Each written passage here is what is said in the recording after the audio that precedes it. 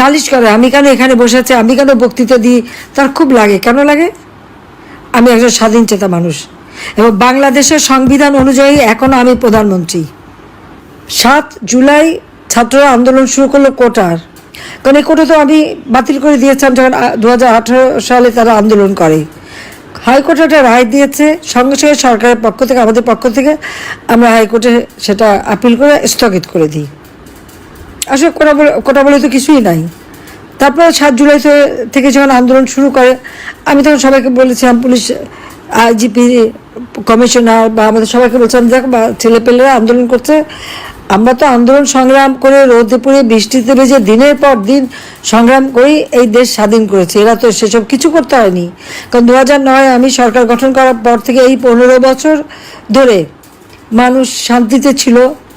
লেখাপড়া, যেখানে বছরের পর বছর সেশন জট থাকতো, জিয়ার আমলে, এরশাদের আমলে, খালেদা জিয়ার আমলে, আওয়ামী লীগের আমলে কোনো সেশন জট ছিল, আস্তে আস্তে সেশন জট কমালাম। লেখাপড়া নিয়মিত করা, উচ্চশিক্ষা, ডিজিটাল শিক্ষা, সাবমেরিন কেবল, বঙ্গবন্ধু স্যাটেলাইট উৎক্ষেপণ, আমাদের ওয়াইফাই কানেকশন সারা বাংলাদেশে, সবই তো আমরা করে দিয়েছি। প্রত্যেকটা ঘরে ঘরে আলো জ্বেলে দিয়েছি, শিক্ষার একটা চমৎকার পরিবেশ করে দিয়েছি। তো তারা একটু রোদে ভিজে বৃষ্টিতে ভিজে আন্দোলন করতে দাও, ওদের দাবি তো সব মেনে নিলাম। সেই আন্দোলন তারা শুরু করলো, আমরা সব দাবি মানলাম। তখন আসলে 1 দফা দাবি, ইউনূস ট্যাক্স ফাঁকি দেয়। 1100 কোটি টাকার উপর তার কাছে ট্যাক্স পাওনা, 666 কোটি টাকার মামলা হলো। সেই মামলা রায় হওয়ার কথা ছিল 6 আগস্ট। প্রত্যেকটা তার যে এই যে 48টা কোম্পানি, সবই কিন্তু একটাও লাভজনক না।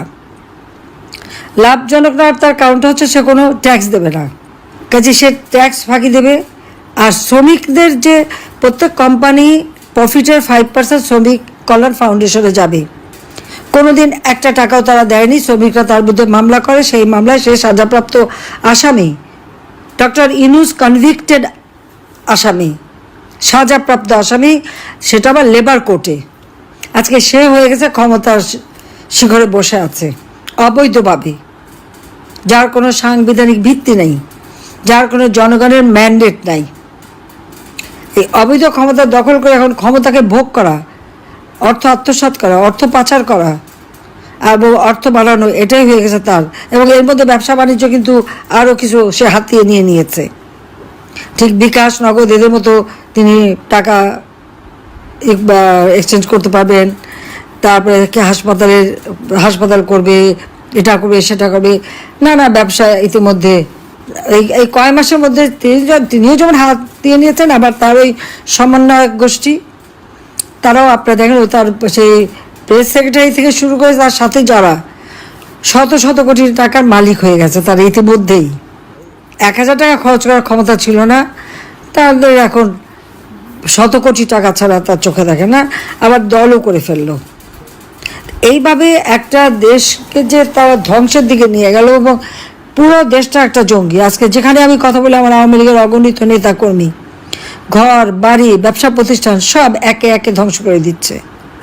সবথেকে দুঃখের বিষয়, 32 নম্বরে বঙ্গবন্ধু ভবন, যে ভবন থেকে জাতির পিতা স্বাধীনতার ঘোষণা দিলেন, রাষ্ট্রপতি হিসেবে তিনি কিন্তু কোনো বড় জায়গায় থাকেন নাই, ওই ছোট বাড়িটাই থাকতেন। কারণ এই বাড়িটা আমার মা নিজের হাতে তৈরি করেছেন। মাত্র 2টো কামরা করে আমাদের নিয়ে এসে ওঠেন, একটা একটা করে প্রত্যেকটা ইট মা নিজের হাতে পানিতে ভেজাতেন, কাতরি দিয়ে গেলে নিজের হাতে পানি দিতেন লেবার খরচ কমাতে। সেইভাবেই বাড়িটা আমার মা গড়ে তুলেছিলেন। ওই বাড়িতেই কিন্তু আমার মা, বাবা, ভাই সবাইকে হত্যা করলো, রক্তের দাগ, বুলেটের চিহ্ন ওই বাড়িতে। ওই একটা সম্পত্তি তো আমাদের 2 বোনের, আমরা তো সেটা ভোগ করিনি, আমরা তো জনগণকে দিয়ে দিয়েছি। বঙ্গবন্ধু মেমোরিয়াল ট্রাস্ট করেছি, বঙ্গবন্ধু স্মৃতি জাদুঘর করেছি, জাদুঘর করে ট্রাস্টের মালিকানায় ওই বাড়ি তো আমরা দান করে দিয়েছি জনগণকে। ওটা তো জনগণের সম্পদ। প্রথমে আগুন দেওয়া, তারপরে হাতুড়ি দিয়ে মারা এবং বুলডোজার দিয়ে সেই বাড়িটাকেও তারা ভেঙে দিল। সেই স্মৃতিটুকু আমাদের বেঁচে থাকার একটু স্মৃতি ছিল।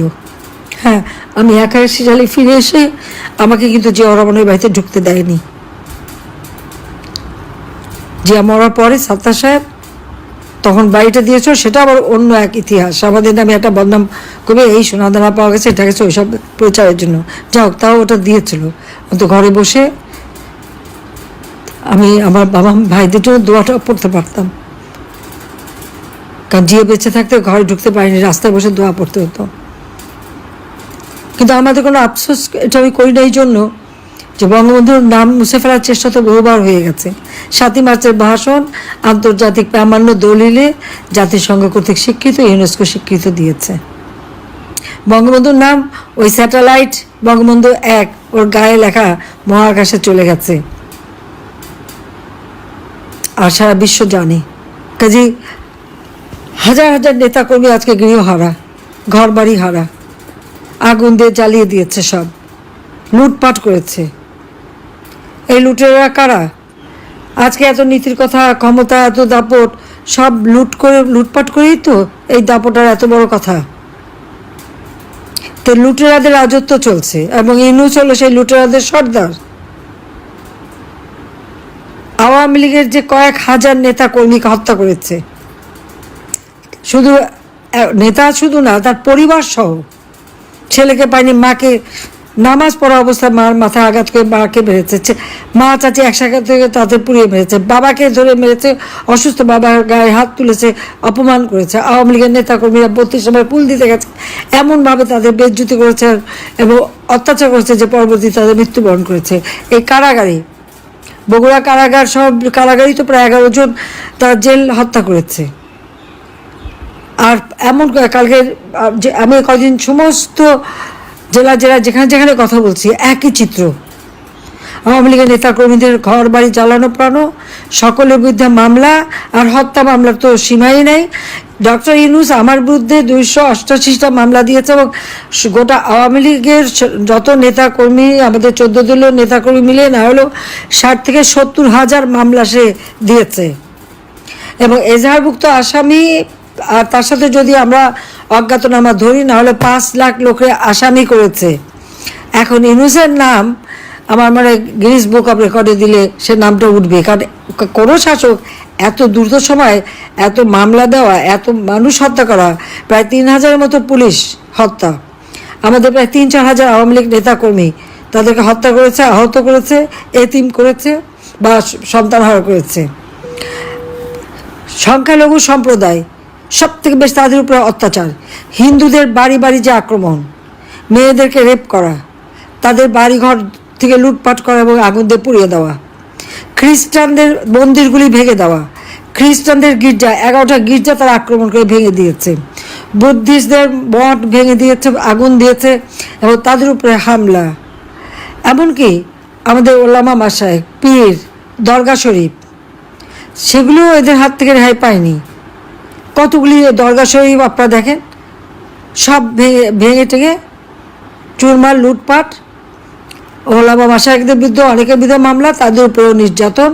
সেখানে মানে মসজিদ, দরগা, কোনো কিছুই তো বাদ যায়নি। সংখ্যালঘু সম্প্রদায়, এমনকি আমাদের যারা যারা আছে তাদের উপর পর্যন্ত হামলা করেছে। তারা কী চায় দেশটাকে নিয়ে? এবারে প্রায় 1100-র মতো শিল্প কলকারখানা বন্ধ, এবং আওয়ামী লীগের নেতাদের বহু শিল্প কলকারখানা আগুন দিয়ে পুড়িয়েছে বা ধ্বংস করে দিয়েছে বা বন্ধ করে দিয়েছে। হাজার হাজার লক্ষ লক্ষ শ্রমিক বেকার। এবারে ঈদের আনন্দ কোথায় থাকবে? ঈদের যাতায়াতের ভিড় কোথায় থাকবে? চোখের পানি, শ্রমিকের চোখের পানিতে ভরা ঈদ। দিনমজুর যা কামাই করতো আওয়ামী লীগের আমলে, অন্তত তারা 3 বেলা খাবার কিনতে পারতো, থাকার জায়গা পেতো, কিছু টাকা থাকতো। আর এখন 1 বেলাও খাবার জোটাতে পারে না। সারের দাম, সেচের পানি কৃষক পায় না, বীজ পায় না। আমরা যে সমস্ত ভর্তুকি যা যা দিয়েছি সব বন্ধ, বয়স্ক ভাতা, বিধবা ভাতা, প্রতিবন্ধী ভাতা সব বন্ধ। এসব টাকাগুলি গেল কোথায়? 1 কোটি পরিবারের 1 কোটি পরিবারের আমরা টিসিবির মাধ্যমে কার্ড দিয়েছি, মাত্র 30 টাকা কেজিতে চাল কিনতে পারবে। সেটাও ঠিকমতো দেয়নি, তাও নাম কেটে দিয়েছে। তা বাকি টাকা কোথায় গেল? তার জবাব ইউনূসকে দিতে হবে, তার ওই সমন্বয়কারীদের দিতে হবে। সংসদ ভবন, আমাদের সচিবালয় আগুন লাগে কিভাবে? সচিবালয়ে আগুন লাগালো কারা? সংসদ ভবন ভেঙে চত্বস্কারী কারা? এই ইনুসের তো সে মেটিকুলাস ডিজাইনেরই তো এটা অংশ। গণতন্ত্র ধ্বংস করেছে, সাংস্কৃতিক স্বাধীনতা নাই মানুষের, সামাজিক নিরাপত্তা নাই, মাথাপিছু আয় কমে গেছে, পেটে খাবার নাই। এবার আবারও মনে হয় যে আমরা যে দেশটাকে আমরা খাদ্যের স্বয়ংসম্পূর্ণ করেছিলাম, আজকে সে দেশেরও আজ 12টা বাজাচ্ছে। এই যে মানুষের এতগুলি ক্ষতি সে করে গেছে, এটা কি তাকে কি এমনি এমনি ছেড়ে দেওয়া হবে? সে কি ভেবেছে কি? নালিশ করে আমি কেন এখানে বসে আছি, আমি কেন বক্তৃতা দিই, তার খুব লাগে। কেন লাগে? আমি একজন স্বাধীন চেতা মানুষ এবং বাংলাদেশের সংবিধান অনুযায়ী এখনও আমি প্রধানমন্ত্রী। হ্যাঁ, ইউনূস চক্রান্ত করেছে, আমাকে হত্যার চেষ্টা করেছে। আল্লাহ আমাকে প্রত্যেকবার বাঁচায়। গ্রেনেড হামলা থেকে বাঁচিয়েছে, 76 কেজি বোমা হামলা থেকে বাঁচিয়েছে, গুলির থেকে বাঁচিয়েছে। এবারেও ইউনূসের চক্রান্তের হাত থেকে আল্লাহই আমাকে ওখান থেকে বাঁচিয়ে এনেছে।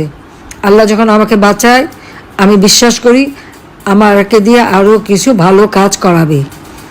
সেই কাজটা করাবে বলেই আমাদের দুই বোনকে বাঁচিয়ে রেখেছে। এখানে ইউনূস কিছুই করতে পারবে না, বরং তার বিচার হবে বাংলাদেশে। আর ওই যে লুটেরা, জঙ্গি, সন্ত্রাসী এবং তার ওই সমন্বয়কারী যারা এই সমস্ত আমাদের একটা আওয়ামী লীগ নেতাকর্মী সহ গ্রামের পর গ্রাম, জেলা উপজেলায় যেখানে যেখানে তার এজেন্ট আছে, সব জায়গায় আমি জানি। সে টাকা দিয়ে এজেন্ট রাখে, তাদের দিয়ে খোঁজ নেয় এবং তাদের দিয়ে এই ধ্বংসযজ্ঞ হত্যাকাণ্ড চালায়। আবার কেউ লুকিয়ে থাকলে ধরিয়ে দিলে তারপর পুরস্কারও দেয়। ইউনূসের সেই ব্যবস্থাও আছে, সেটাও আমি জানি। তার চক্রান্ত আমি বহু আগে থেকে সবাইকে বলেছি, বিশ্বাস করেনি। যখন থেকে পদ্মা সেতুর টাকা সে বন্ধ করালো তখন থেকে আমি বলেছি। এবং তার দুর্নীতির বিরাট ক্ষতি আমার নিজের কাছেই আছে। আমি সমস্ত ডাউনলোড করে নিয়ে নিয়েছি এবং এখন পরে পরে আমি দেখি যে কত হাজার কোটি টাকা সে বানিয়েছে বিদেশে। সে কোথায় এত টাকা পেল? 9 কোটি টাকা দিয়ে গুলশানে সে রোড নাম্বার 84-তে ফ্ল্যাট কেনে। প্যারিসে তার বিশাল বিলাসবহুল ফ্ল্যাট। শোনা যাচ্ছে, লোকের কাছে শুনেছি 2 বিলিয়ন টাকা নাকি প্যারিসে সে বিনিয়োগ করেছে। ও টাকা বাংলাদেশে কেন বিনিয়োগ করেনি? বাংলাদেশে কেন করেনি? সে টাকা তো বাংলাদেশের গরিবরে ক্ষুদ্র ঋণ দিয়ে মোটা অঙ্কের সুদ খেয়ে সে আজকে শত হাজার কোটি টাকার মালিক। কাজে এর হাত থেকে, জঙ্গি সন্ত্রাসী ইউনূসের হাত থেকে দেশকে রক্ষা করতে হবে। কারণ সে জঙ্গিদের মদত দিয়ে জঙ্গির রাষ্ট্র বানিয়েছে, যে বাংলাদেশ ছিল শান্তির দেশ, উন্নয়নের দেশ। যে বাংলাদেশ উন্নয়নের রোল মডেল হিসেবে বিশ্ব সম্মান পেয়েছিল, সমস্ত সম্মান সে নষ্ট করে দিয়েছে। মুক্তিযুদ্ধের সমস্ত স্মৃতিচিহ্ন মুছে দিচ্ছে, বঙ্গবন্ধুর নাম মুছে দিচ্ছে। এই নাম হাজার মুছুক, ওই পাপীদের হাতে এই নাম মুছলেও সেই নাম মোছা যাবে না।